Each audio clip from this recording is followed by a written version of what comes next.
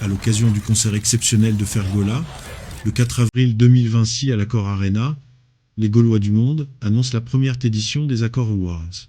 Du 12 au 20 décembre 2025, un défi international est lancé autour des billets à 69 euros. Les achats se font exclusivement par lot de 10 billets, 10, 20, 30, selon votre engagement. 3 distinctions prestigieuses seront remises.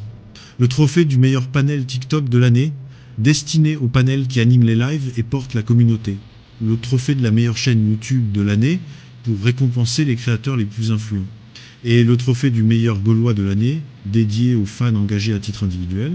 Pour participer, envoyez vos preuves d'achat, le nombre total de billets, les noms des acheteurs, ainsi que votre logo TikTok, votre logo YouTube ou votre photo individuelle à l'adresse accorawards2026@gmail.com. Pour toute information, contactez le service Accor Awards au numéro suivant. +27 843 745 271 +32 494 52 18 72 +3 3 6 1 3 9 1 2 0 7 6 Accor Awards 2026. Ensemble, célébrons l'excellence des Gaulois.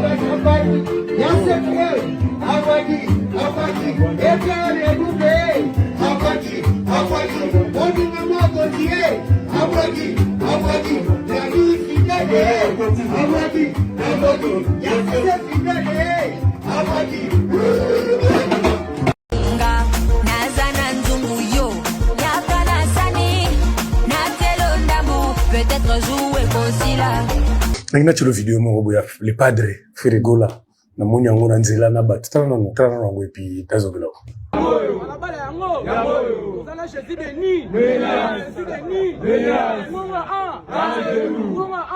Jésus voilà excellence le padre on a ba shege ba shege ba yaya ça semble Nora kisumbe pembe pesa motema na peso yanga merci banze molate elengi na nemu kisa semble si ça semble c'est récent il est dans son monde il est à l'aise zone de confort tokobina dasi azala monde na yo boy mais ça c'est son monde mais asa star akuta na ba justement star kasi star akuta na ba monde na ye mabeta. Breaking news d'aujourd'hui. Voici la raison pour laquelle Papa Hervé était avec les Shege à son lieu de répétition, les idiots comme Charlie Prince. Regarde la vidéo et écoute le message. Ce samedi, Fergola recevra tous les vendeurs Quata du grand marché dans sa résidence. Motif, un encadrement sur le business e-commerce. Ils seront assistés par un manager chinois sur la vente numérique. Désormais, les Quata seront munis d'un téléphone avec l'appli e-commerce. Tu commandes, ils seront là pour vous orienter à faire un bon choix avec un prix écologique. De la même lignée que le PDG Ledia, le padre fait ses prouesses. Retrouvez-vous sur le rond-point Willery et Maître Jeep Bilanga Makofi sera là pour vous ramener dans la résidence officielle de Fergola. Mellow TV, votre chaîne YouTube préférée. Ambassade ya Grèce et Tindelagi Fergola. Na invitation à bakomi artiste et musicien Fergola. Chargé à communication Trésor Congolo. Assistant Godefroy Mbembe. Très bien. Frère, ngana intellectuel natanga. Quand je vois ça, olina mi benga nani. est-ce que naza vraiment no moninga bouena pena na temps ya envier poste à moto pour nga na guide ya chef directeur en marketing na bando chapeauté na bando zo ba décision est-ce que nga na oya owe la poste na niveau na nga ndo ebelinga intellectuel na oya sa ba polémique ya 2 balles wana ya owe la poste donc comprenez par là que nga na sala ka makambo eza na mibeko donc on a dans signature ya ferry et continue un document officiel na Schengen. Ndina latimba mon chargé de communication, j'ai compris que non, a déplacé nga, a l'olinga na marketing, a tchenga na communication. De lui-même. Mais esa signature ya ferry go la document officiel na ba caché na représenté en moté parce que après singa permission té. Mais sur le dans un trésor qui est exhibé prise en charge wana, qui est exhibé invitation na exhibé yango. Donc, de comprendre maman automatiquement que à l'ongolinga na marketing, à beminga na communication. Na obo yango pour na nini. Surtout que même na politique, il y avait notre ministre, il y a énergie, babanda obenge na kombo ya, je pense Teddy Luamba. À l'ongwa ministre énergie, pour ministère énergie tel peu maramou ya courant électrique. Na minute bien ça nani, aza déjà snell. Car par exemple, en tout cas sans les citer, hein, Gouv Le Gaulois, aujourd'hui il est reconnu comme communicateur et un groupe des Ferregola parce qu'il est apprécié par beaucoup de gens. Mais il y a autant de tout c'est les fans qui me gèrent. Je suis le gouverneur de Gaulois. Il y a bongo alors que côté pays tout le monde a Gaulois et Bira Mona il y a mérité comme communicateur, il y a Ferregola. Yo comme un secteur je pose la question. Bon, je plateau, je vais me pencher beaucoup plus sur bateau au Ferregola Noma. Moussala ni to sala na groupe. O Italie organisation ba fan, au monde ba fan au contrôler bangote. So ba décider que za la bongo, eza bongo. Na tiki charge ba fan ba gérer mambo ba fan. Ngai naza fan tenga na salle. À part non aux fan oui, na pe fan ya Ferregola mais naza ce ko exercer ba fonction officielle. Ne na l'équipe boé maloba na loba eza na impact ko leka ba o ya obibe na communicateur au nom des fans. O ya eza na impact makasi. Très bien. Oya ngai ko la tour du bon so na sala erreur moko boeto na communiquer mabe. Donc soki ba fan ba sali et là on a bango qui suis-je pour interdire ba fan. Na na mot d'ordre pe ça va fan té seul muta na mot d'ordre pe ça va fan ya faire rigole. Faire Nicolo pour ma tata hein. Ah. A commis Nicolo. A commis Nicolo. T'as vu il prépare un concert hein. Azo préparé comme c'est Nicolo pesana faire na ba moto a go yana ba faire Nicolo. Mais au stade de France Paysa il a fallu hein. Fallait pas que Stade de France. Stade de France, mais fallait gouvernement Zosali, ça y est. Eh, mamie, gouvernement Zosali, ça y est. Il y a le but quand on a pour ça, gouvernement. Ah, t'es à pousser. Yo qu'on dit là. Basengi, basali, ça y est. Famille, bazo, c'est mes frères, bazo, ça y est, mon co, et ma casse,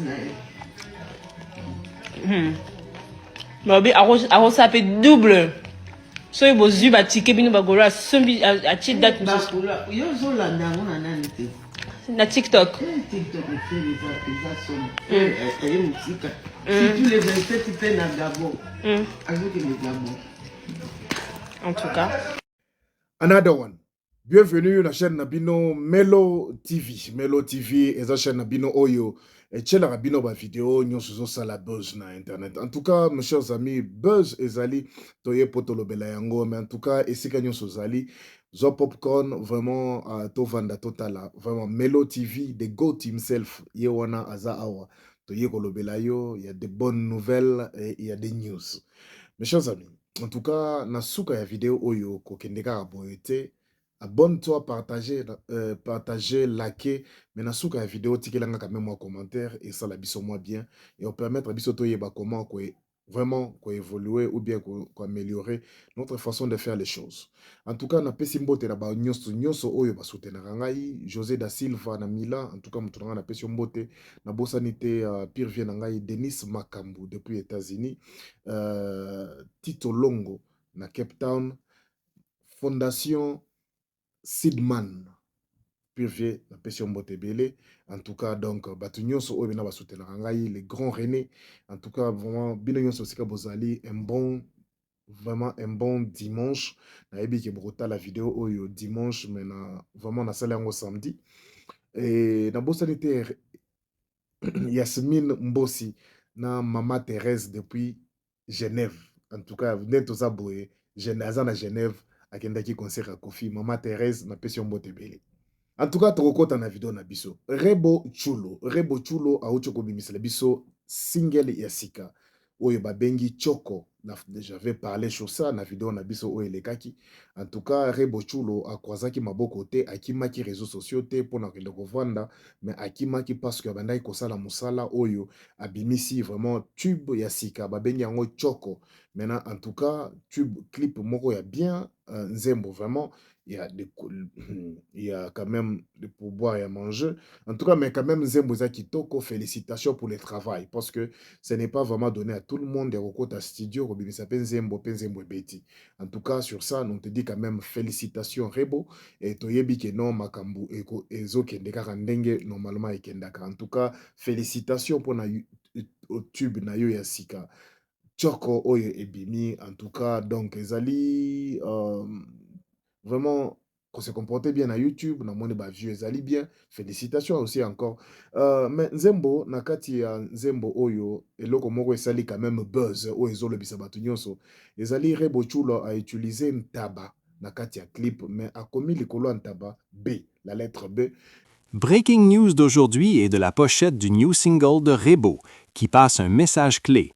La pochette montre clairement que l'artiste veut frapper fort et veut mettre quelqu'un KO, où elle semble lancer un véritable clash contre la famille Baloumé, face à 4 Ntaba, représentant les 4 frères Baloumé, incarnant ainsi un duel à la fois artistique et personnel dans le single. Même Anita Moirabou a aussi sa part du gâteau. La boss Rebo is back. La guerre sera longue et coriace. 8 mois après la sortie de son single Guitare la Panthère, Rebo Chulo annonce la sortie de son nouveau titre solo Choco. Nous, on observe seulement, on sait déjà comment ça va se terminer. Bonne chance, na maman na bango. Melo TV, votre chaîne YouTube préférée. En tout cas, yango toza na kati ya kotuna ntaba B wana elingi koloba Balume ou bien famille Balume ou soit c'est comment. En tout cas, si ozongi moi sima o comprendre une chose. Rebo avandaki pembeni ya mastermind, le grand prêtre Inos B, boss ya mboka. Bino moko boyebi, Inos B asa utiliza ntaba, asa utiliza meme, asa utiliza libata, asa utiliza soso, asa utiliza nani kombe aigle. En tout cas, asa utiliza ba biloko ebele oyo atuzaka na kati ya ba clip na ye oyo esalaka mwa quand même mwa polémique moko boye ou bien esalaka etiraka mwa attention na bato oyo balandaka ba clip na ye na YouTube. En tout cas, na Facebook, partout dans la plateforme, et comme mwa discussion moko boye, surtout eza utilisaka ngo mwa ebele par rapport à stratégie oyo ezokende na kati ya clip. Et aujourd'hui, vraiment, Nandé Nabizomona Bino Boye, Rebo, après séparation, a utilisé Pentaba. C'est-à-dire, a yekoli, pembeni ya professeur, awa, a komi ko reproduire, même presque mayele moko, mais Nandenge Moro Boye, ya ye moko Rebo. Ngana sepeli makasi, pourquoi? Parce qu'elle a appris. C'est-à-dire, apprendre à teke, non? Na kati ya clip, faut que tu aies blo moko boye, oyo, ko memaka, même moi, débat moko boye, babengo ba débat inutile. Parce que bel ngi oloba Balume te, bel ngi oloba Inos B te, bel ngi oloba eloko te, bako komaka eloko be bako utiliser eloko moko boye. Et sali moi buzz et attracter média et attracter nani public et to comme moi saisir débat et saisir moko boye ya ko débattre nango pendant ce temps-là, tant muto azokende ko mona clip pour mona tabana be ba vie ezokota. C'est comme ça. Donc c'est déjà stratégique et vraiment elle a réussi, hein. Kouwana venant, c'est bon. Et Sikoyo etikali na côté qualité ya clip. Et qualité ya clip. Kitoko, qualité Sikoyo ya chant, nde oyo nga na monete za mon kokoso. Par rapport ya mobondo yo, ezo lakisanga moto, sentiment zoto, ezo bomisanga nana.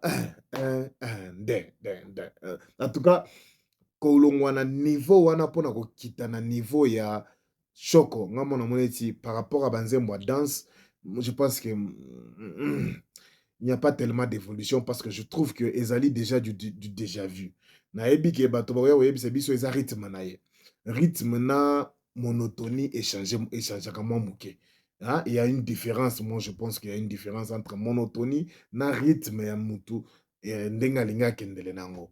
En tout cas, Oyo ezali vraiment, pour moi, je pense que Rebo azalaki tellement pressé aussi, à kotaki studio mbango mbango, parce que pression Oyo azali nango na réseaux sociaux, on ne peut pas se valer la face, bino moko boyebi, euh, amour, il y a réseaux sociaux, inos bi ezali na marché, ezali vraiment meilleur tube, tie vena bar likolo, et comment on appelle Rebo Oyo à côté studio pour abimisa Oyo. Bien sûr, que ce qui pense moi, normalement, n'est pas moi clash, bon, boy, ya Rebo. Mais est-ce que vraiment Rebo, na niveau Oyo, ya zanango Oyo, ya maman na bango, est-ce qu'elle était obligée à côté studio pour qu'elle ne répondre à Anita Mwarabu? Parce que tokoki kolinga kolinga kokosa kolinga loba te à répondre ete non non non non non na kati ya clip okomona vraiment que non. En tout cas sokoki nzembo oyo ezali baclash aza na mwa guerre froide moko entre ye na Anita, et ça se dit et ça se voit. Ozomona vraiment que Anita pe côté mosusu ntango azoposte video nyonso eza lokola baclasse bato bazoutilize nde face ya Rebo sur bavideo nyonso ya Anita. Donc mes chers amis, tokoki koyawa te tosala nde tozosala émission moko tozobanga, ça se passe comme ça. En tout cas et tozolobela yango, est-ce que vraiment qualité ya chant oyo na façon oyebeli Rebo moto auta ayemba ba ni nani, moto ayemba contaminé auta ba ni nani Rebo, ni nani Rebo na nzembo oyo, est-ce que vous sentez vraiment qu'elle a évolué ou bien asali kaka ezali monotonie kaka nde répétition kaka nde ezongi? En tout cas biso toyawa te mpo s'attaquer na Rebo, mais oyo biso tokoki koloba ezaka ke non par rapport ya nzembo banzembo na ye oyo asasala na nzembo oyo omona pena ke elle n'a pas amené du nouveau. Ozali mama na bango, donc il faut yeba position na yo. Okoki kokota studio te mpo osala nzembo moko oyo répondre kaka baennemi na yo, bato oyo oza na bango problème. Nzembo clip ezotalema mingi, ce n'est pas seulement parce que clip eza kitoko, c'est parce que olobi ba 4 nta bato yebi ke na famille balumba baza 4 et peut-être bilo onga moi la net moi pique wana, je suis d'accord avec ça, c'est ça la musique. C'est ça la musique. Bota la paix amour et réseaux sociaux et non subi. Moi si ba utiliser façon ça là, tu sens vraiment que c'est du Rebo. Donc mes chers amis, ezali ba pique moko boye ekota kana kati ya banzembo, c'est normal. Mais sikoyo kokota studio koyemba kaka donc pour répondre à Anita ou bokela bato tel, moi je pense que na niveau ya mama na bango ozo sala pe album. En tout cas moi je pense que na sur les albums maxi single, moi je pense qu'il faut au revoir. Il y a un moment où yokoki ko répondre mutu, mais il faut pas nzembo mobimba ezala lokola ebimika pona iloko wana, il faut ezala na message moko ezo accompagner nzembo wana. En tout cas plein de bonnes choses à Rebo, mais toyebi que non, elle peut vraiment faire mieux que ça.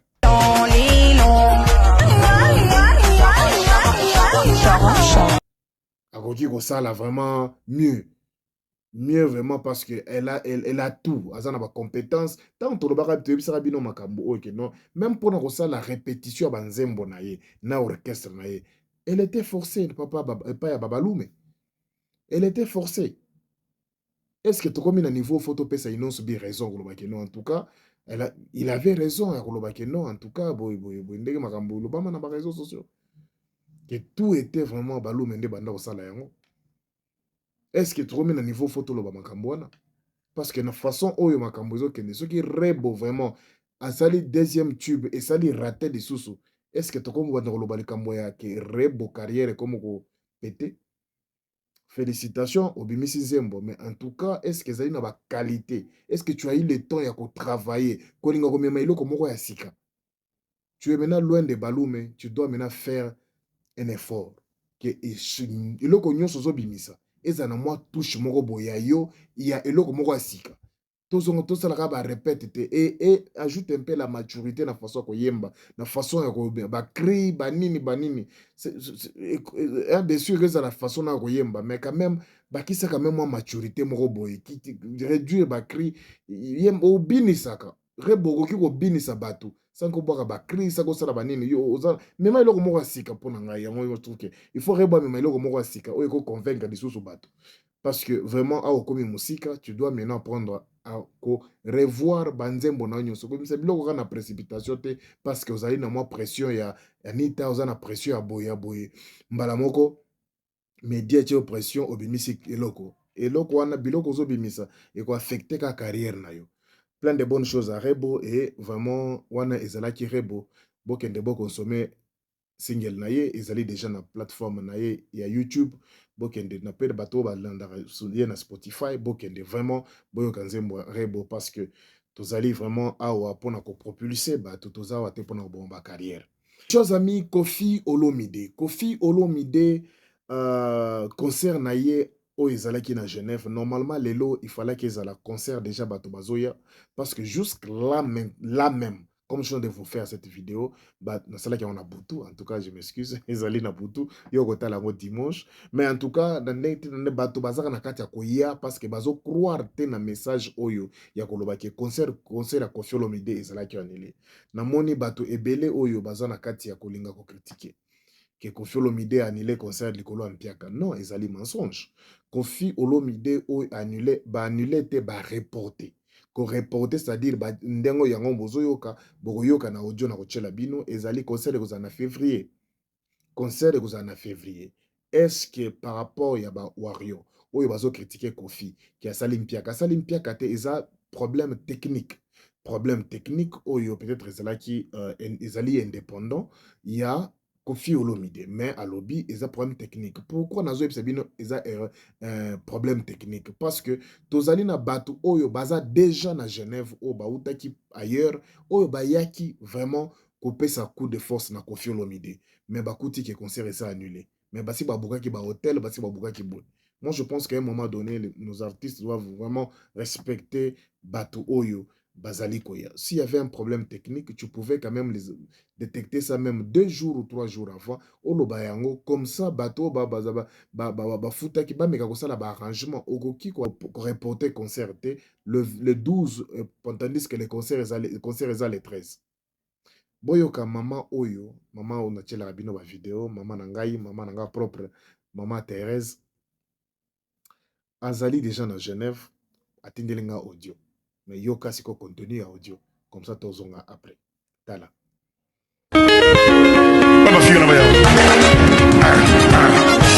Melo TV, bonsoir mon fils.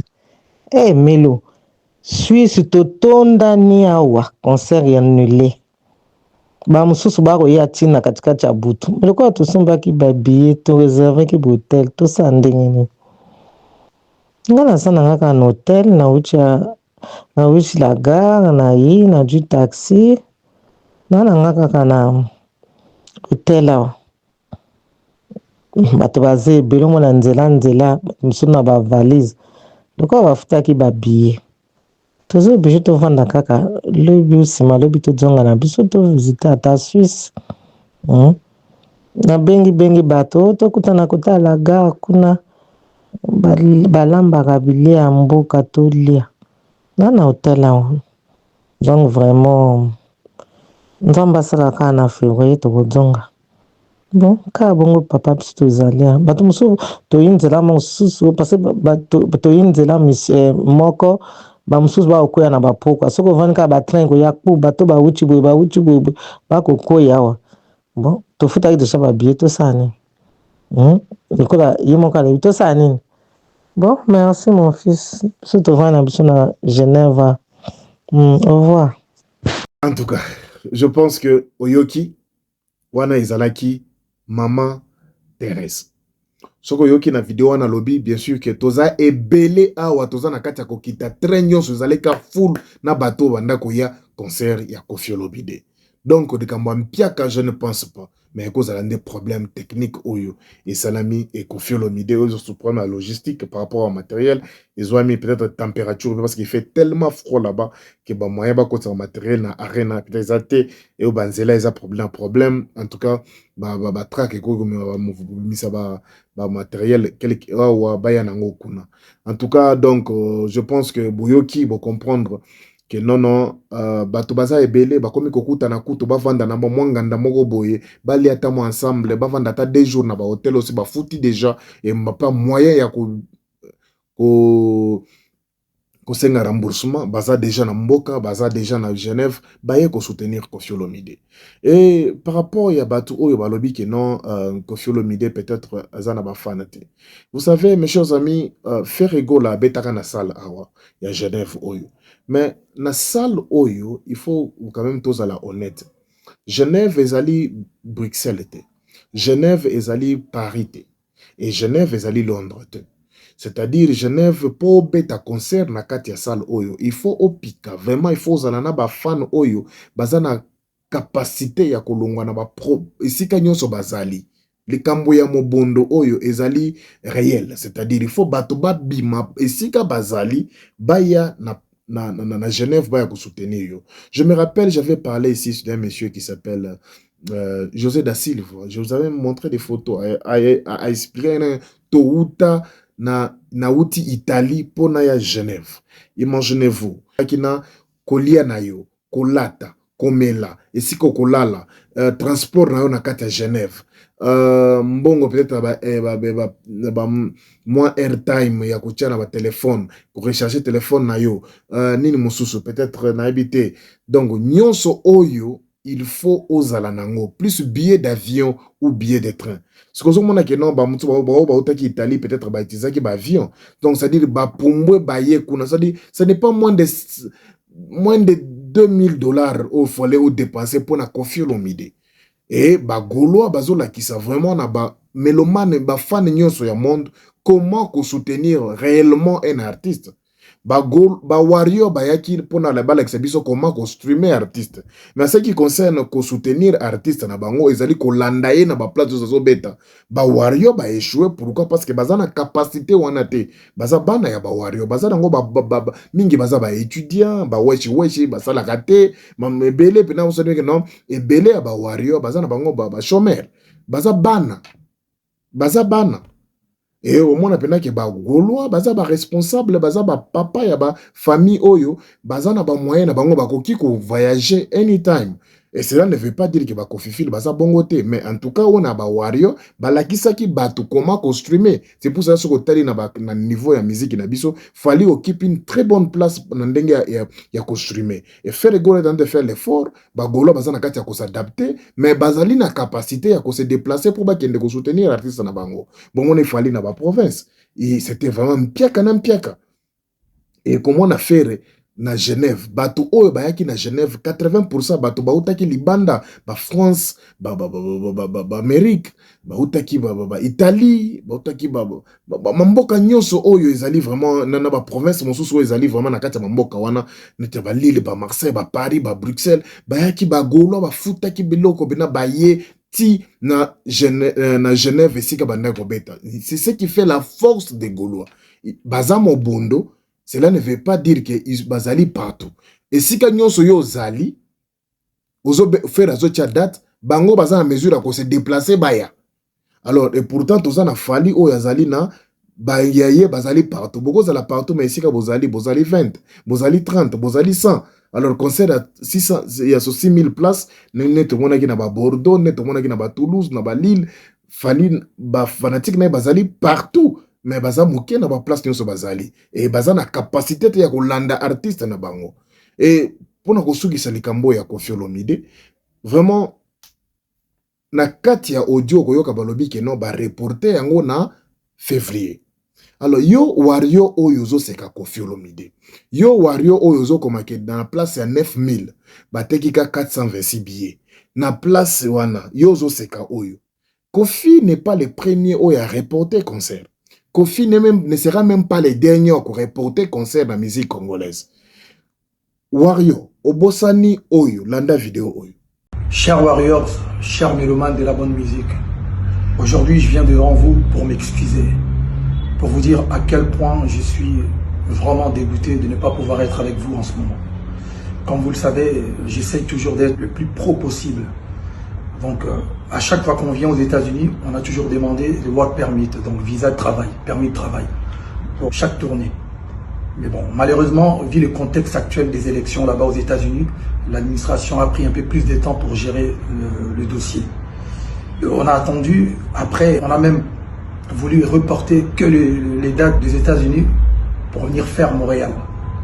Mais après plusieurs réflexions des organisateurs et Live Nation, mes équipes, ils ont décidé qu'il serait mieux de reporter toutes les dates, malgré qu'on a déjà nos visas canadiens.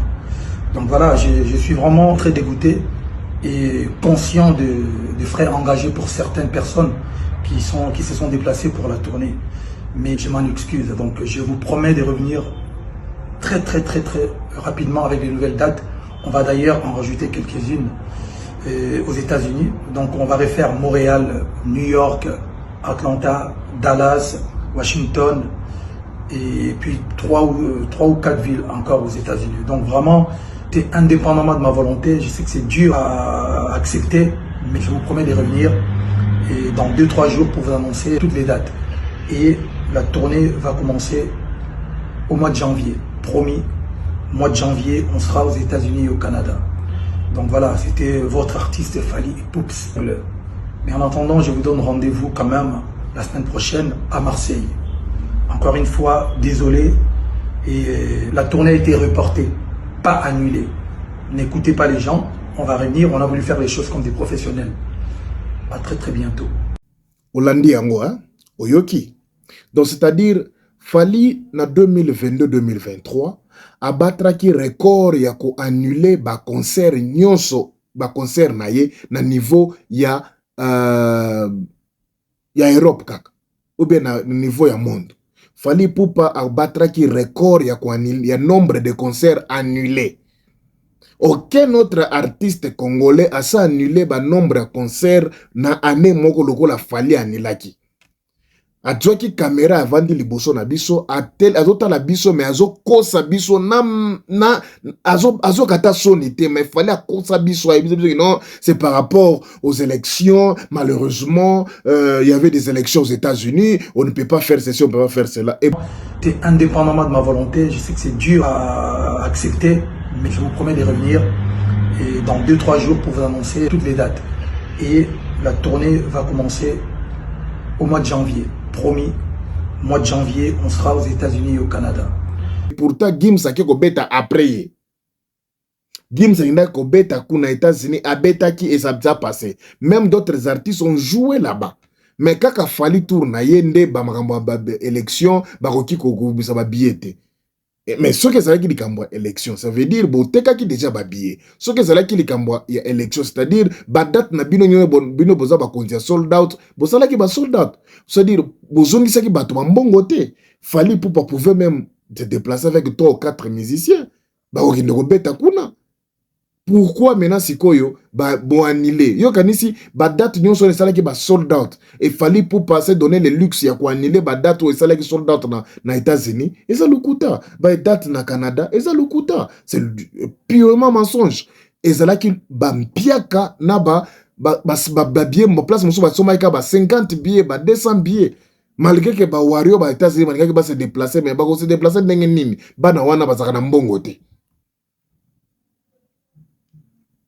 Donc, mes chers amis, Bozan a droit ya koseka Koffi Olomide pour reporter. Bino bossi bo battre record. Nombre de concerts reportés ou annulés na année moko. Bino bo battre record. Donc, Bozan a droit te. Vous bokoki na kosala tout attaché wanate. Na Canada. Tomona ki tira ba big zaga bazalaki na katia salle. Te omoni awa sold out. Arena boye. Nana sa beta yango. Balobuno bosala makelele. Souka na souka o ba annulé. Vous pensez vraiment que Fally Ipupa na visa à Canada? Mais ayebisi producteur. Oyo arena oyo salle munene boy stade boy et sali déjà sold out. Mais ndenge na annulé à États-Unis, tika na annulé pe à Canada. Non, mes chers amis, on n'est pas des enfants. 100 personnes qui se sont déplacées avec le cœur, avec la volonté de vivre un moment important et historique à Québec. Le cachet a été réglé. Les conditions ont été réglées. Il y a eu quelques difficultés entre-temps, des problèmes de taux de change et autres, et blablabla, et ça a été réglé. Les véhicules sont passés de 2 à 5, mais ça a été réglé. Alors, je peux comprendre qu'il y a des artistes qui se comportent comme des divas, des artistes qui se comportent comme des divas, des artistes qui se comportent comme des divas, des artistes qui se comportent comme des divas.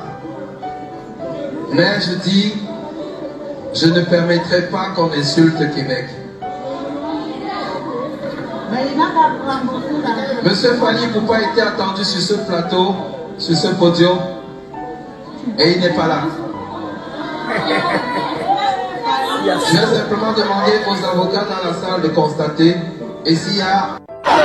Les gens sont fâchés. On est en train de dire qu'il fallait pour pas simplifier la quantité de personnes qui étaient là. Mon frère, on n'était même pas 200 personnes. Il a dit, on a arrêté la musique. On dit qu'il ne va plus venir. On est venu bâcher les musiques. En fait, c'est que j'ai l'impression que... Toyebi, bosala kizam piaka. To landela biloko bono bozolo bana ba réseaux sociaux te. Sold out na sala oyebi c'est combien d'argent pour Fally. Mais Fally exemple c'est que non sold out maintenant cancela qui. Et ça mensonge. Ezali mensonge. Aussi longtemps que bino oyo basal na bino na États-Unis sala qui sold out. Mais boanila ngo pona élection. Ti lelo oyo est-ce que tozali na ba élection? Vous en avez élection te. Bozongi sa date na bino aux États-Unis. Et la tournée va commencer au mois de janvier. Promis, mois de janvier, on sera aux États-Unis et au Canada. Donc voilà, c'était votre artiste Fally Poups. Parce que Koffi Olomide a reporté, mais tiens, on a février. Bino bo reporta qui jusqu'aujourd'hui, bon baki boko ya janvier boko banda. Janvier boko pesa biso badate ya sika ou bien boko réactiver badate wana. Lelo toko bina décembre. Ce qui fait que 11 mois après ou 12 mois après, bo pesa explication te, bo pesa biso update te, et tikalaka bongo, bo reporta ki te, bo anila kinde. Ça, ils allaient quoi annuler, c'est de plus reporter. Ou go reporter logo pendant combien de mois? Pendant combien des années? Fally Poupa nano atia ba date te na poto, donc bino ba wario, boko ki koseka Koffi Olomide te. Koffi Olomide a reporté, mais atia date ya sika. Et Genève, je vous assure que Koffi a kobeta kuna. Parce que ce que audio awa, ba mabalobi, to bombi ba biye na biso, to kozonga lisusu na février. Non, mais mes chers amis, Koffi, c'est un homme à féliciter. C'est un homme à féliciter. Il est 3 fois mieux que Fally. Et la tournée va commencer au mois de janvier. Promis, mois de janvier, on sera aux États-Unis et au Canada. Donc voilà, c'était votre artiste Fally Poups. Fally a reporté, mais jusqu'aujourd'hui, Atikala Kimia, Badate Zate. Mais ce que vous voulez, Koffi Lokola a échoué, au moni, Azana Bafane te, oh boy. Non. Arrêtez. Arrêtez na makambu oyo. Même Bagolo oyo, Bazolo Bega Kokumaote, au moni, Ferregola corrige mieux que Genève Arena. Genève Arena a Ferregola corrige mieux que ce qui n'est Koffi, ce qui n'est non. Wan ezali bêtise, ça manque de respect. Bagolo baza na problème te, baza kuto na vouloir te ko kende kokota na makambu na guerre na Koffi Olomide. Ça ko profiter na muto ata moko te.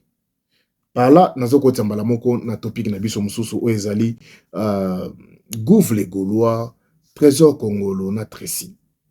Affaire directeur de communication.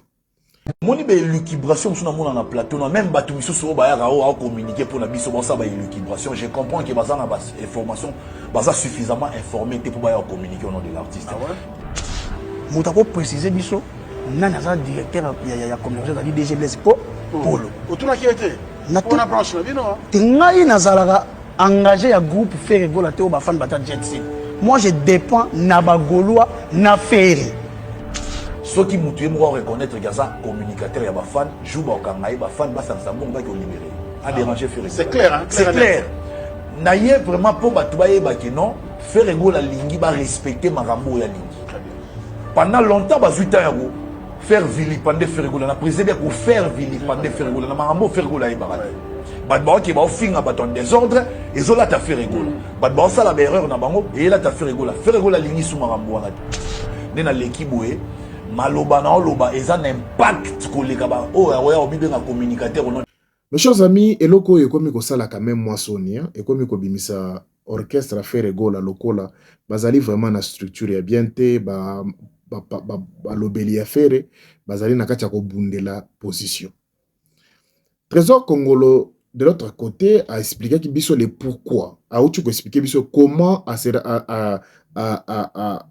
a Komaki, directeur de communication ou chargé à communication. C'est par rapport à une lettre qu'on avait envoyée à Ferrigola et à invitation na Suède.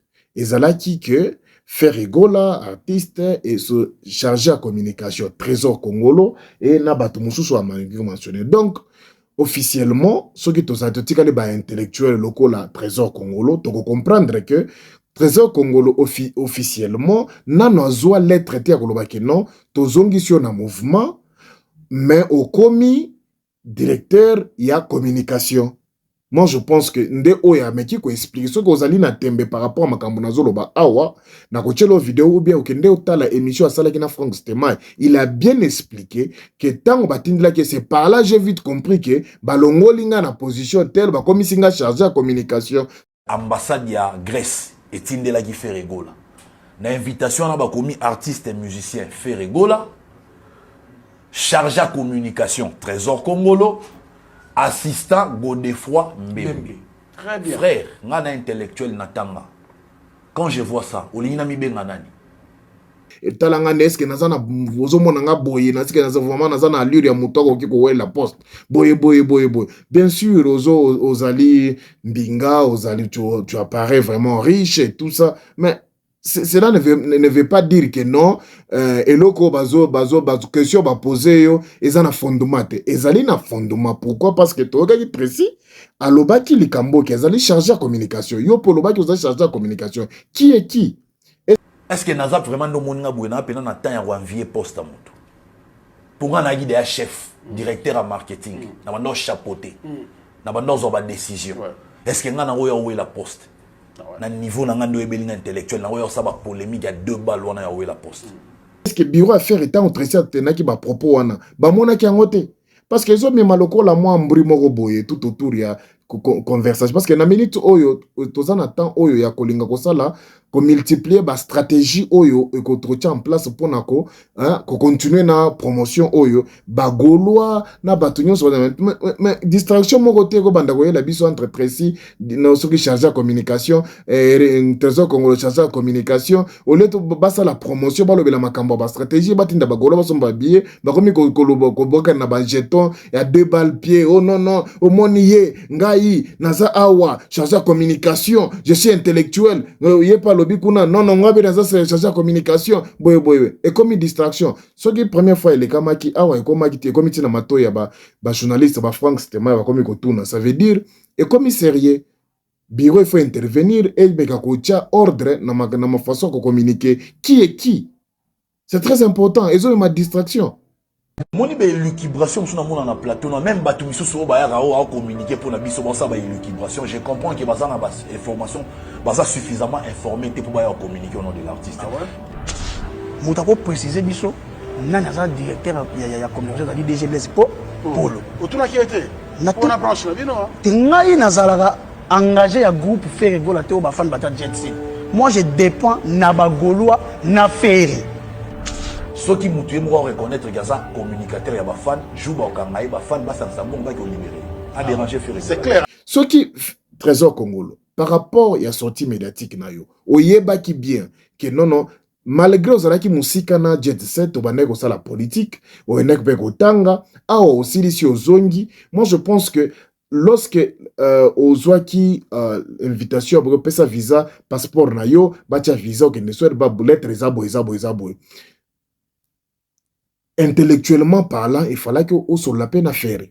Qu'est-ce qui se passe? On a zongi dans le mouvement, oui, j'ai ezaki souenanga, mais tant on a zalaki musika, vu que tu nous as dit que oyeba ki makamunyo sur le gana jet set. So oyeba ki o azalaki chargé à communication, tu le savais, non? Non, sois honnête quand même avec toi-même. Oyeba ki que non, o yazali chargé à communication zanani. Alors, dès que je fallait que tout na faire ou bien tout na DG so ki DG Polo. Au tout ni webisa en tout cas makambo eza boye, ba balobi na nga na za chargé à communication. Et pourtant nga na yebi ke eza précis no azalaki na position oyo. Qu'est-ce qui se passe? Pourquoi na bobenga est-ce que possible yebi si peke non ngai nde na za komi mutasika. Ya chargé de conseil ya komi nani. Donc, ce sont des conversations comme ça, il fallait que ozwana bango pona dignité na yo poto éviter makambo to mona yo na ba télévision bozo s'exprimer obandi siko yo ko s'exprimer par rapport ya babiloko wana. Donc on a dans le signature ya ferré et continue un document officiel na Schengen. Dina la timba mon chargé de communication, j'ai compris que non, à déplacer nga, à l'olinga na marketing, à tchenga na communication. De lui-même. Mais esa signature ya ferré go la document officiel na ba caché na représenté en moté parce que après singa permission té. Mais sur le dans un trésor qui est exhibé prise en charge wana, qui est exhibé invitation na exhibé yango. Donc da comprendre maman automatiquement que à l'ongolinga na marketing, à beminga na communication. Na obo yango pona nini. Surtout que même na politique. Gouv les Gaulois. Au sali sorti médiatique na yo o meki ko expliquer mais na question oyo il y a chargé à communication. Moi je pense que juste quand comme on a gouv les Gaulois ezali ko signifie que ezali gouverneur à ba Gaulois gouverneur a yebi makambo sur les camarades na province na ville na ye. Yo cause la jamais na position comme ko na batu na o baza na ville wana que non est-ce que bomoni ke makambo eleki ki boye est-ce que akenda ki tu dois avoir les informations. Pourquoi? Parce que ozali citoyen numéro 1 ya ba Gaulois soko leki ozo le kapona ko 1 ko défendre faire 2 deuxièmement ezali pona ko même éclaircissement et si ka moi louche moko eza louche ou bien obscurité moko ezali tout autour ya likambo moko boy yo faut au même éclaircissement wana il faut éclaircir biloko okoya te na ba question na télévision parce que yo faut même ba réponse. Pourquoi on dit ça yo faut même ba réponse? Parce que tu peux facilement contacter bureau ya faire ba oyo bazali impliqué na makambo oyo bakoki ko aider yo na information yo koki ko ya te na télévision otuna ka bato ba question. Il faut bureau yebisa biso nani azali chargé à communication. Muta ko préciser biso nani azali directeur ya communication azali DG Blaise Polo. Otuna ki était na pona branche na bino. Tingai nazalaka engagé ya groupe Ferré Gola te o ba fan bata Jetsin. Moi je dépends na ba Gaulois na Ferré. Parce que tout le monde qui kuna lobby boy, tout le monde kuna lobby boy. Kaka yo ndenge bimi na monoko na yo. Ba Gaulois o ba fan oyo lobby bazali ba onde baza ba responsable na yo o yo ozali mutu ya bureau te. Ba fan kaka wana o créer désordre, o créer panique, o créer confusion. Pourquoi? Parce que ba fan ba ozo mitu na sikoyo. Ce qui yo lobby boy, c'est-à-dire na bango ba yebite na yo yebite. Et pourtant, tu as une facilité à recevoir information. Pourquoi ozo jure na bénéfice ou anate ya koluka information na source? O le kana télévision pour yebisa biso ko banda ko yebisa biso non, il faut pas éclaircir. Comment ko côté sa bureau? Il fallait que sur na bureau avant oya émission. Question oyo ezali question moko stratégique parce que bozo nourrir ezali matière na ba wario po ba se moquer na faire. Ce qui vraiment ozali intérêt na ezali ko élever faire. Il faut ba réponse ya boy o répondre kango sagement ba sorti maintenant médiatique o même la faire problème comme makambo ya Kofi il faut mutu nyonso aya azo tia date na poto azala na soutien ba fan na ye. Tu penses que vraiment Kofi Olomide za na ba fan te? Tu penses que vraiment na NG Arena ba fan ya Kofi ba yakite Adidas Arena tangu Kofi azaki na podium ayembi akei? Est-ce que Ferré Gola apesa ki pe merci naba Kofi fil o ba yaki po ba yeba ki Kofi akozala. Tout ça eza biloko moko stratégiquement parlant bino ba communicateur bokoki ko gérer ngo bien. Bino ba communicateur il faut boyeba ke bokozala na même sentiment na ba fan te. Parce que ba fan bako kende nango na moi moto mais bino oyo boyebi intérêt à faire eza nini faut boya na télévision boya ko apaiser batu bokende na ba sentiment te poso na lobi bako lingangai soki na lobi boye na ba réseau bako linganga ba fan bako loba yes parce que baza na na envie ko loba yes batu ba lingaye kaka ya pe oleki o beti loko wana batu ba sepeli na yo et après c'est Ferré Gola qui empathie. C'est pour cela que c'est le trésor congolais. Il a aussi raison. Il faut vraiment tous se séparer. Il faut na ba propos moko boy makambo ya wera yondo yaka nango. Gouv les Gaulois. Oh non, non, Fere, Lupango ya Wera, Fere, Wera ini, Wera aini, Fere, parce que sombi Lupango pembeni na ye, ya 1 million de dollars, zaki na mbongo te, ba proposa ki Fere, yasa na mbongo, asombi ya, yondo yara makambo, est-ce que c'était vraiment nécessaire? À part wana, likambo ya mwana, mwasi ya défunt, leki ya Fere akufaki. Yondo yaki nango susu na mwasi na ye akufi pe na maladi oyo ye akufelaki nango omoni ke to ba sacrifier été. Est-ce que c'était vraiment important ou nécessaire au lobema kambwana? Et après wana omoni combien moto et koyaki sur Fere. Ozomona ke non à un moment donné bato bako linga yo, bato bako bwa kilo ba fleur pona ba mbodi na façon obundela ka Fere, mais il faut oyeba ko distinguer babiloko oyo koki koloba. Oyeba koyeba keno oyo komemela Fere problème oyo na koloba parce que tozali en guerre oyo soki na fongoli yango ezokende na ça touche l'émotion, ça touche dignité, respect ya mowei omoni biloko wana il faut yeba oyo eza mabe eza na sensibilité à makasi il faut ko temporiser ngokende na bata batuni ngai ce n'est pas parce qu'on t'a posé une question que tu dois répondre govre golo. Il faut sagesse moko bo ekota na façon zo sala ba sortie médiatique parce que na monné cholobi non na tikele yo moko trésor congolo tikala mais non. On n'a pas besoin que yo kim otika. Non, oso zongi continue na sala musala na yo. Tu le fais bien mais yebaka que non en tout cas ba guerre boza nango trésor congolo Tracy yo entre triangle wana et ma distraction te ba querelle na bino boko gérer yango bino moko bien. Mais aime ma pena querelle te pona aime ma distraction te tout autour ya billetterie parce que tozana posa to lobela billetterie tozana posa te to lobela bambwa kela na bino osoki olobimi lobi boye trésor congolais pas mi kuna lobi trésor congolais pe kuna lobi mi lobi non en tout cas soki bakangi yo ba fan nde ba soutenir yo biso te oyekolela o faire te boye pendant ce bout de temps les gens ont vraiment c'est bien mais en tout cas to meka ko tia moi mai na vigno parce que le moment est vraiment critique au tozali vraiment que ça la promotion bamso ça la ya ofele bamso bazo ça la promotion yako ba futami mais objectif ezali il faut vraiment Bercy et ça la sold out. Mais si ko façon bino bokomi ko memela yango. Est-ce que objectif ezaka yango wana sold out ou bien to komi ko lingaka to kende nango tina suka fera beta kaka parce que nde to banda ko est-ce qu'on a ba internet et salama ki sold out te parce que moi je pense que ça s'est bien passé même fallait pour passer la sold out te todo ça la faire école ça la musique était parce que même fallait ça la sold out te non ça la musique parce qu'à lingi vraiment que ça la les choses bien ce qui te ça les choses bien trésor congolo chama ina vigno na ba sorti na yo oza intellectuel to boy yango te oza politologue eza ba titre mais na makambu oyo toza na posa o chama na vigno oza na discours moko boy ya unité même si de cause la na faveur na yo mais zala na moi discours moko boy ya beaucoup plus unité humilité na façon de communiquer parce que c'est noir sur blanc on n'est pas des bêtes tozo mona ke no boza na katia ko swana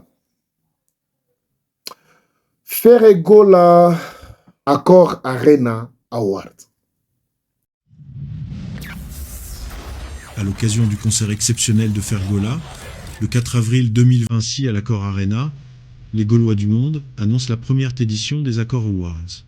Du 12 au 20 décembre 2025, un défi international est lancé autour des billets à 69 €. Les achats se font exclusivement par lot de 10 billets, 10, 20, 30... selon votre engagement. 3 distinctions prestigieuses seront remises. Le trophée du meilleur panel TikTok de l'année, destiné au panel qui anime les lives et porte la communauté. Le trophée de la meilleure chaîne YouTube de l'année, pour récompenser les créateurs les plus influents. Et le trophée du meilleur Gaulois de l'année, dédié aux fans engagés à titre individuel. Pour participer, envoyez vos preuves d'achat, le nombre total de billets, les noms des acheteurs, ainsi que votre logo TikTok, votre logo YouTube, ou votre photo individuelle à l'adresse accorawards2026@gmail.com. Pour toute information, contactez le service Accor Awards au numéro suivant +27 843 745 271. Plus 32 494. 52 18 72. Plus 3, 3, 6, 1, 3, 9, 1, 2, 0, 7, 6. Accord Awards 2026. Ensemble, célébrons l'excellence des Gaulois. Wana sikoyo ndenge bozomona boye etouche biso nyonso. Mutu nyonso oyo asalaki nano cagnotte te na chaîne na ye. Il s'est dit maintenant, en tout cas, awa, il faut nasala la cagnotte. Pourquoi? Parce que award ezali. La question maintenant qui se pose sur les réseaux sociaux est pourquoi Ferregola a salé en tina cagnotte? Parce que Ferregola s'est dit peut-être concert oyo il faut etikala na ba mémoire ya bato. Il faut eleka mapena bien. Yango bomoni Ferregola to komi na niveau tia kokoma na niveau to komi kolobela yango na ba award.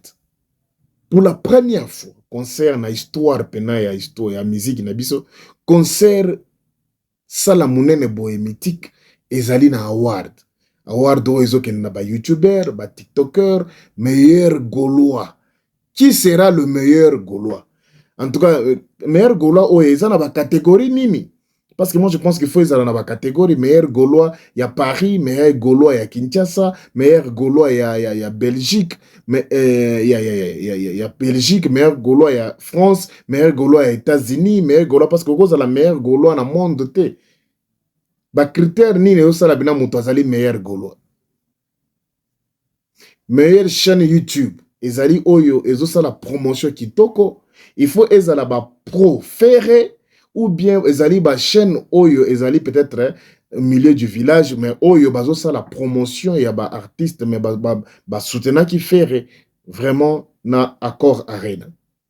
Parce que award ezali accord arena award, c'est-à-dire ezali kaka tout autour ya makambo oyo ya accord arena.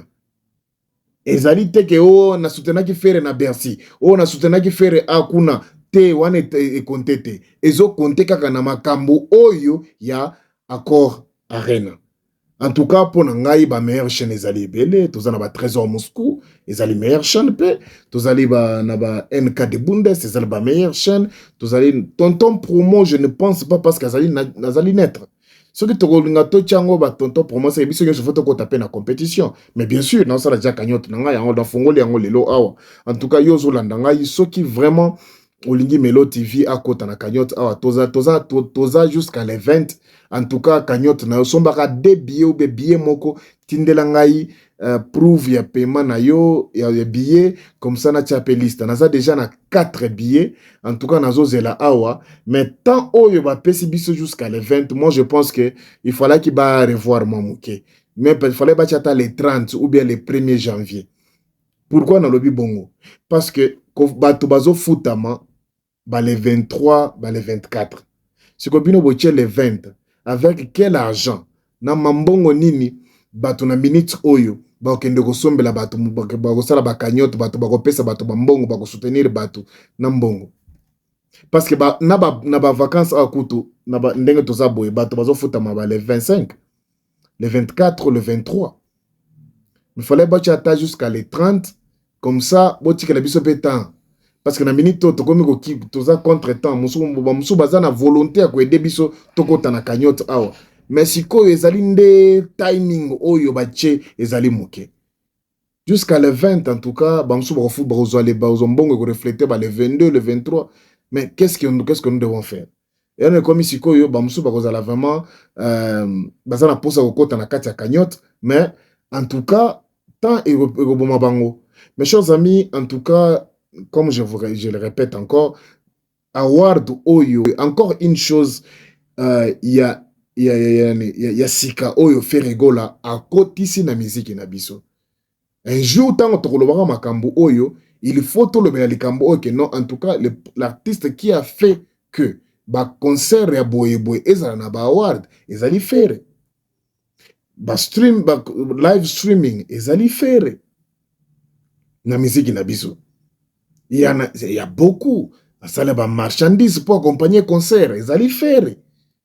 toboyi makambo ke no yete akreaka te alandaka kaka eloko nini azalanda eloko nini akreye te. Il est en train de créer. Est-ce que vous reconnaître qu'il a créé? Est-ce que vous reconnaître ou bien vous avez un côté à critique?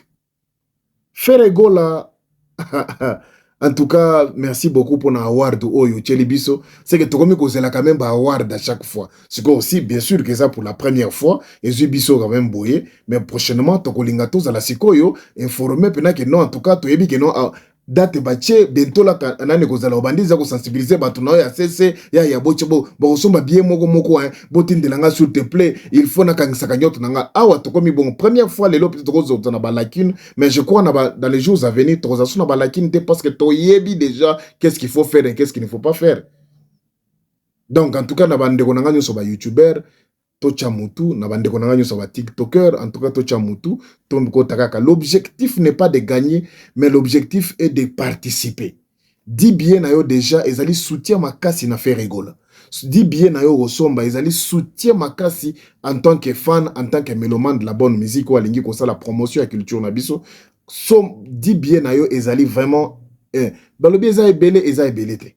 C'est une question que vous avez 10 au bazar sûr ce qui battent à moi 70 bango nyonso dans 2 jours quand boyozi au sombi ba billet biso tuzana ngana zaka na 5 bato ba na solo na bango balobi d'accord mais siko 5 mususu yango na ye awa. En tout cas les amis to cha cagnotte oyo to vraiment batiata na catégorie Melo TV NK de Bundes Trésor Moscou. Bah mais les gagnants, voici les gagnants. Tant. Mais aussi longtemps que Batanga qui Melo TV, quand même c'est bon, non? Il y a malonga yango ya. Tout ça na posate photo gagner kaka. Mais en tout cas, biso to lingate ko chango na mulongo ta gagner pourquoi parce que tout ça na ba golois déjà basala ka musala o déjà bien koleka biso. En tout cas, batologola ba trésor Moscou encore une fois, bazo mérité NK de Bundes bazo mérité aza vraiment ko bunda makasi pona événement oyo bazo mérité baza bambiaka na makambo oyo biso tozoya kaka wana pona ko soutenir Mobola Teti TV bato wana baza pe bazo mérité il faut bazo mérité bako gagner koleka biso mais en tout cas il faut nde kota na liste batanga ta kombo na la télévision ça la biso moi bien. En tout cas na moni Ferregola na ba shege et les gens critiquent Ferregola. Mais pourquoi vous critiquez ce que vous avez objectif ou les simaya rencontre à faire été na ba shege? Un entrepreneur a ça la nyonso calculé. Dans la vidéo. Nangina chilo vidéo mo boya le padre Ferregola na moni yango na nzela na bat tala na ngo et puis tazogela. Balabala yango. Yamoyo. Zala Jésus béni. Jésus béni.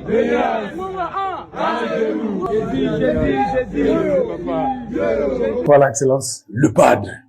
On a bachegi. Bachegi, yaya. Ça semble. Si ça semble, c'est ressemble.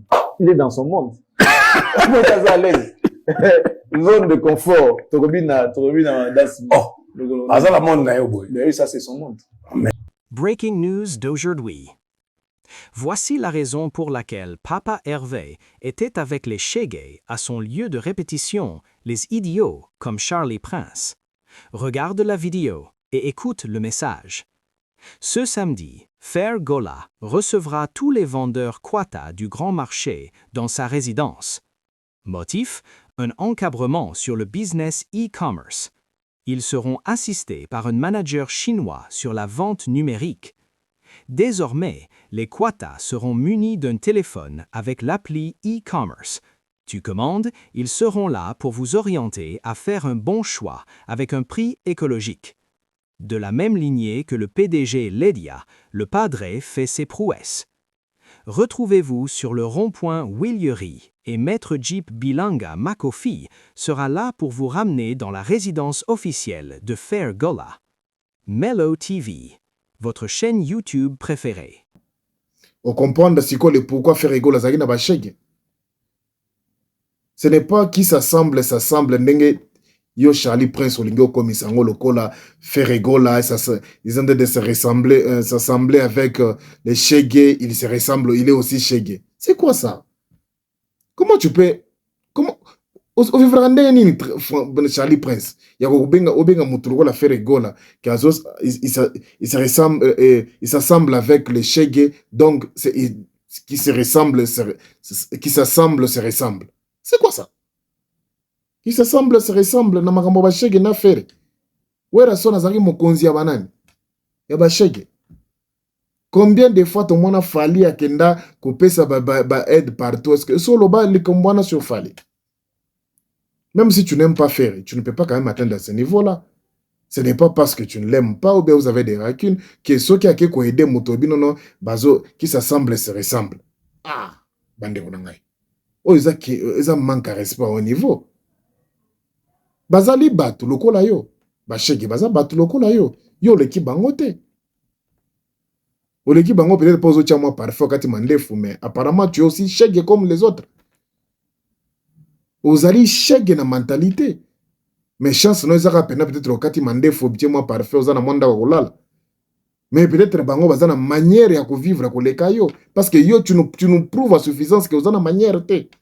Comment ko benga Ferregola shege? Parce que ndio yo lobby peut-être tu penses que tu es intelligent ou ko tenir ba propos na sagement ba tu vas comprendre te. Wow. Mais un entrepreneur il fait tout calculé.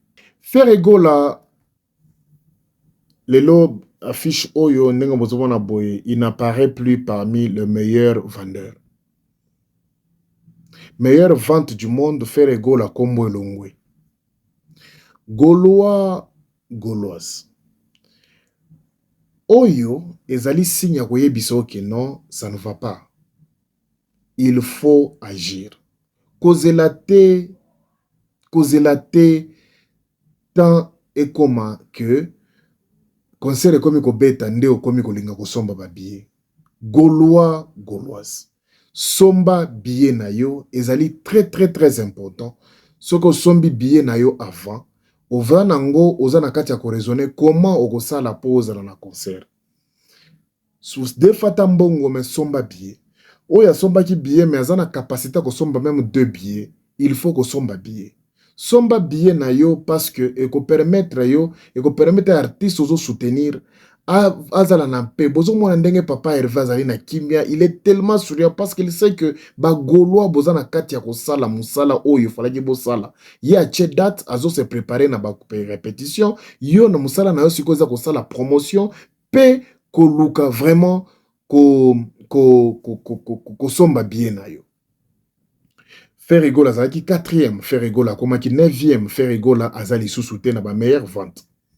Ezali très important na ba Gaulois bomona o ezala signe moko koyebisa yo que non, en tout cas peut-être ça ne marche pas na ndenge makambo bana okende avant. On doit rebondir. Ndenge système ekoti ya promotion o ya award arena accord arena award eye ba 10 billets tolinga tutu bakanyo te fungwa miboye et kozongi se sous faire na ba meilleure vente ya monde oyo na semaine ozoya na semaine au samedi oyo zoya tant to kosala ba vidéo boye to kolinga total la meilleure vente. Je pense que Ferregola kozonga. Pourquoi? Parce que bakanyot oyo tozo bunda biso nyonso tokota na kati ya compétition oyo. Ce qui vraiment bureau bakoyo ke la biso boko shifter date jusqu'à même les 30 et kosala biso bien fort parce que tozana kati ya kobunda ba mususu il faut basala ba vidéo ebele pour bato ba yo batala ba vidéo na bango ba aider bango ba mususu bazana bato na bango bien assuré ba benga na gauche 10 billets koti. Mais est-ce que biso nyonso ba plateforme tozana ba bato bongo bo yango tubulinga bo bakisa biso ta moi jour bo tiango ti les 30 et kosala bien to quand ça peut ba 10 billets na biso. Mais en tout cas que cela ne tienne, en tout cas ba Gaulois to somba ba billets. Ndenge bozo mona boye oyo ezali mabe ezali eloko moko il faut pesa alarme et biso bena ke no makambo zo kende bien te. Réveille-toi, tu dois travailler, tu dois pousser les autres. Ça là baba live comme ebisa batu to somba parce que c'est en achetant les billets que tokozonga awa. Hein, Ferregola kozonga awa. C'est en achetant les billets que Ferregola kozonga awa. Ce n'est pas en partageant ou bien en critiquant. Te pousser batu ba somba ba billet. Urgent. Sur Viagogo, qui est une plateforme de vente des billets, il est écrit qu'il reste que 1% des tickets qui restent. La pression continue de monter autour du concert historique de Ferregola prévu le 04 avril 2026 à l'Accor Arena. Selon la plateforme Viagogo, il ne reste plus que 1% des billets disponibles. Une preuve supplémentaire de l'engouement incroyable des Gaulois et de l'impact international du padré de la rumba. Si vous n'avez pas encore sécurisé votre place, c'est maintenant ou jamais. Objectif, salle pleine avant la date officielle du 04-04-2026. Les Gaulois sont en mission et ils sont en train d'écrire l'histoire. Ba Gaulois tolakisa bango keto lekaka bango nebele. N'oubliez pas les 1%, c'est par rapport au nombre de tickets qui ont été disponibilisés sur cette site. Donc continuez à acheter vos billets, mes très chers Gaulois. Il y a encore des billets sur d'autres sites tels que Fnac, Ticketmaster, Accor Arena. Melo TV, votre chaîne YouTube préférée. En tout cas, mes chers amis, ezalaki émission na Saningana Salabino. Je pense que au retour dimanche, mais na rotinga tsuri moyen pe na rochela ngolo la live dimanche. Comme ça, au talango loko la live, comme ça na yako postango le sous loko la vidéo. Ceux qui ont raté live, au talango pe loko la vidéo.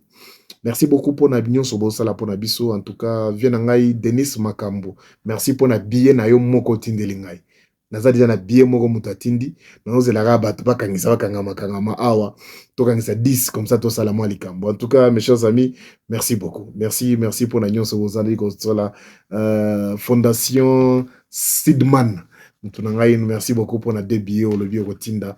Nous sommes vraiment na 3. En tout cas, et faire transpirer biso angai kombo na ngai foizala na award oyo. Yo pozali youtuber bunda okota na award awa kotika te makambo eleka boy. Yo kotika makambo oyo penande makambo ko talanga na Accor Arena. Babina, voici les chaînes YouTube candidats ou ça comment candidate ou bien sur les alibes alignés pour le trophée Melo TV Moscou Mobola Teti Melo TV il faut batanga pe il faut batanga yaya il faut batanga ngakumbona ngai faut kota koto il faut toko bunda kaka en tout cas. N'oublie pas, ce qu'on lingi vraiment qu'on soutenir Ngai, en tout cas Maman Thérèse, je pense que dans Genève, utiliser un bon oignon sauté. Attends moi des billets, ça langa moi bien. Attends bien mogo. Je sais qu'on se dépense ma pour la coffee. Attends bien mogo, ça langa moi bien. Merci beaucoup les gars. Que Dieu vous bénisse. Un bon dimanche. Allez à l'église, priez pour Papa Hervé, priez pour tout le monde, priez pour le mélomane. Nous sommes ensemble les gars. Que Dieu vous garde et que Dieu vous protège. Un bon dimanche. Je pense qu'on va se revoir les dimanches. J'aurai un live. En tout cas, on va parler sur tout sauf rien. Merci beaucoup les gars. Melo TV. Inus. B. God bless.